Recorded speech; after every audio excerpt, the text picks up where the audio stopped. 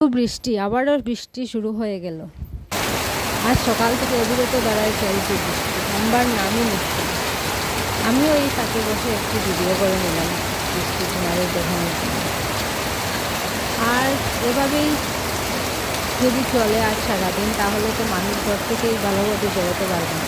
আর যার ঘর থেকে বেরোনোর দরকার তার তো বেরোতেই হবে, কষ্ট করে হলেও। প্রকৃতির তাণ্ডব বোঝা বড় মুশকিল। আবহাওয়া দপ্তর থেকে জানিয়েছে এভাবেই চলবে আরও কিছুদিন বৃষ্টি।